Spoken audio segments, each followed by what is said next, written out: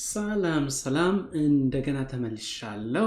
በዚህ ክፍል ደግሞ ስለ attributes እንማራለን ማለት ነው። ባለፈው ካቆምንበት እንቀጥላለን። attributes ምንድናቸው? attributes ማለት ተጨማሪ ኢንፎርሜሽን የሚሰጡ ናቸው ማለት ነው። በመጀመሪያው ትምህርት ምን ብለናል? ይሄ ኦፕኒንግ ታግ፣ ይሄ ደግሞ ክሎዚንግ ታግ ነው። ሁሉም እንትኖች ሁሉም HTML ኤሌመንቶች ኦፕኒንግ ታግ እና ክሎዚንግ ታግ የላቸውም። ለምሳሌ ብሬክን ብንወስድ ለምሳሌ ብሬክ ላድርግ እዚህ ጋር በመካከሉ ቴክስቱ መካከል ብሬክ ባስገባ ቴክስቱ ተከፈለ። የተጠቀምኩት ታግ ብሬክ ታግ ነው የተጠቀምኩት። ትንሽ አያችሁት? ታጉ ይሄን ይመስላል። BR እንደዚህ አድርጋችሁ BR ብቻ አድርጋችሁ መጻፍ ትችላላችሁ። ነገር ግን እሱ አይነት አጻጻፍ ጥሩ አይደለም። ይሄንን በሌላ ክፍል self closing elements ብዬ ኢንክሉድድ አድርገዋለሁ። እንደዚህ ግን ይሄኛውን ስላሽ ሊኖረው ይገባል። that's the most validated. okay now ስለመጣውበት ዛሬ አላማ ወይም ደግሞ ስለ ዛሬው ዋና ቶፒክ አትሪቢዩት ነው። አትሪቢዩት ኦፕኒንግ ታግ ነው የሚገቡት። ስለዚህ ለምሳሌ ID ሊሆን ይችላል። የዚህ ID ታይትል ሊሆን ይችላል ማለት ነው። ታይትል አደርገዋለሁ። ስለዚህ CSS በመጠቀምበት ጊዜ title 1 actually is the best name. ክላስም ሊኖረው ይችላል። ክላሱን ደግሞ ታይትል ልለው ይችላል ማለት ነው። ታይትል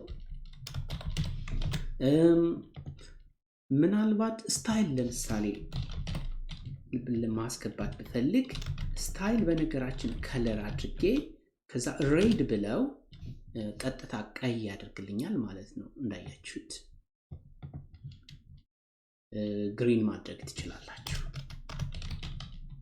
ከዛ ፎንት ሳይዝ አድርጌ 64 ፒክስል ብለው ፒክስል ትልቅ ሊያደርግልኝ ይችላል። አያችሁት?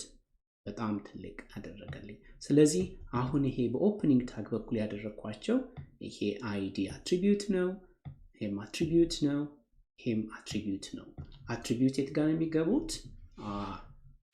በኦፕኒንግ ታግ በኩል ነው የሚገቡት። በዚህ በክሎዚንግ ታግ በኩል አይገቡም። ኦኬ። ስለዚህ እነዚህ ብቻ አይደሉም፣ ብዙ አይነት አትሪቢዩት አሉ። እነሱን በሂደት እንማራለን። ግን የአትሪቢዩት ምን እንደሆኑ ማወቅ አለባችሁ። አንዳንድ የእንግሊዘኛ ዴፊኒሽናቸውንም በእንግሊዘኛ እልላችኋለሁ። attributes are additional values that gives information about an HTML element. ያ ማለት ስለዚህ HTML ኤሌመንት አዲሽናል መረጃ የሚሰጥ ነው ማለት ነው። አሁን ለምሳሌ ታይትል 1 የትኛው ነው በባል ከዚህ ሁሉ ይሄኛው ነው ብዬ እናገራለሁ ማለት ነው። መጠሪያው ነው ማለት ነው። ክላስ ታይትል የሆኑ HTML ኤሌመንቶች ምረጥ በባል አንደኛ ያለ ይሄኛውም ክላስ ታይትል ሊኖረው ይችላል ማለት ነው። ምክንያቱም ክላስ ከአንድ በላይ ሊሰጥ ይችላል። ID ግን መጠሪያ ነው። ልክ እንደናንተ መለያ ID ወይም ደግሞ ሶሻል ሴኩሪቲ ነምበር ሊሆን ይችላል ማለት ነው። ለአንድ ሰው ብቻ የሚሆን በዚህ ጊዜ ደግሞ ለአንድ HTML ኤሌመንት ብቻ የሚሆን። ክላስ ግን መጠሪያ ነው። ኢትዮጵያዊ ናችሁ ወይም ደግሞ አማርኛ ተናጋሪ ናችሁ፣ ይሄኛው አንድ የሚያደርግ ነገር ነው። ክላስ ደግሞ መመደብ ማለት ነው። ስለዚህ ሰዎችን ስንመድብ በሃይማኖት፣ በሀገር፣ በቋንቋ በተለያየ። ስለዚህ ክላስ መመደቢያ ነው ማለት ነው። ID ግን ለአንድ ሰው መጠሪያ ነው። ከመጠሪያም እንደ ስም ሳይሆን ከዛም አልፎ ለየት ያለ ለአንድ HTML ኤሌመንት ብቻ የሚያገለግል ዩኒክ የሆነ አትሪቢዩት ነው ማለት ነው። ስለዚህ እዚህ ጋር ብቻ ሳይሆን ሁሉም HTML ኤሌመንቶች ላይ ምን ልናስገባ እንችላለን? አትሪቢዩትስ ልናስገባ እንችላለን ማለት ነው። ስለዚህ ዛሬ ስለ አትሪቢዩት አይተናል። በሚቀጥለው ሌሰን ደግሞ ሌላ አርስት እንማራለን።